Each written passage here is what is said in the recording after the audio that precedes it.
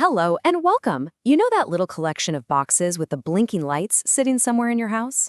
Ever stop and wonder what they're actually doing? Well, they're basically the unsung heroes of our digital lives. Today, we're going to pull back the curtain and go on an adventure to see how they bring the entire internet right to your screen. Let's follow the data. So just think about this for a second. You click on a video link and bam, it's just there. It feels instant, right? But in that tiny fraction of a second between your click and the video starting, there's this incredible lightning-fast journey taking place. So what's really going on in those milliseconds? That's the exact question we're here to answer. Okay, so to really get this, we're going to follow a single tiny piece of data, a little information packet on its epic trip.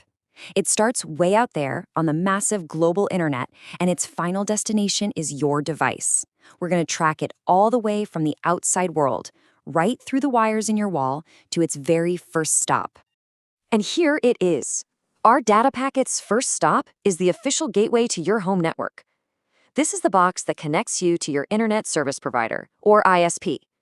This first, absolutely crucial checkpoint is the modem. So what does a modem actually do? Well, its name, modem, is actually short for modulator, demodulator. It's got one main job.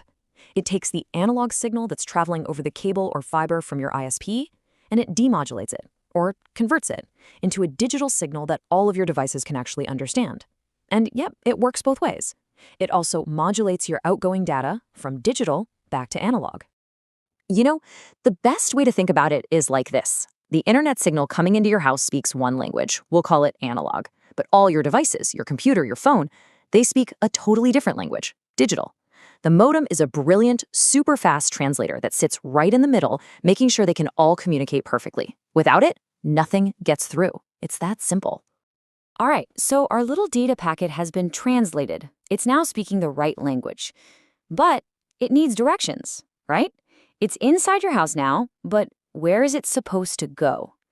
This is where the next device in the chain takes over, acting as the traffic cop for your entire local network. And that's the router. A router's job is, well, it's right there in the name, it routes traffic. It's the device that creates your private local network, what you know as your Wi-Fi, and then it manages all the data zipping around inside it. This is the gadget that lets you connect your laptop, your phone, and your smart TV all at the same time. It's also why a lot of the time your internet provider just gives you one box. They've just combined the modem and the router into one single unit. So if the modem is the translator at the border of your network, the router is the traffic cop standing just inside. It looks at our data packet's unique destination address and says, aha, this cat video is for the laptop in the study, and sends it that way. At the same time, it makes sure your work email goes to your phone. It's the device that prevents total digital chaos in your home. Now for the final stretch of the journey, and this is mainly for your wired connections. So once the router points the data in the right direction, how does it physically get to a specific device plugged in with a cable? Well, back in the day, this was handled by a device called a hub, but today it's done by a much, much smarter device, a switch, which is often just built right into your router. Let's see why that change was such a huge deal. And this right here is the key difference. A hub is kind of like a town crier. It gets a message and just shouts it out to every single device that's connected to it, whether they asked for it or not. As you can imagine, this creates a ton of digital noise and really slows things down. A switch, on the other hand, is like a smart sorter. It knows exactly which device asked for that data packet and sends it only to that one specific device. So yeah, the difference is pretty night and day. A switch is super efficient, it's intelligent, and it handles traffic with real precision.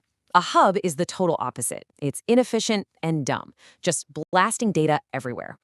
This is exactly why switches have completely replaced hubs in pretty much all modern networks. They just create a faster, more secure, and way less crowded connection for all of your devices. Okay, so we've met all the key players in this incredible high-speed journey. Now, let's put it all together. Let's see the entire process from start to finish. We are about to demystify your home network once and for all. Let's recap the whole trip super fast. First, the signal arrives from the outside world and gets instantly translated by the modem. Then, the router acts as the traffic cop, routing that data towards the correct device. Finally, the built-in switch distributes it to the precise, exact port it's meant for. And just like that, in way less than a second, the data is delivered, and your video starts playing.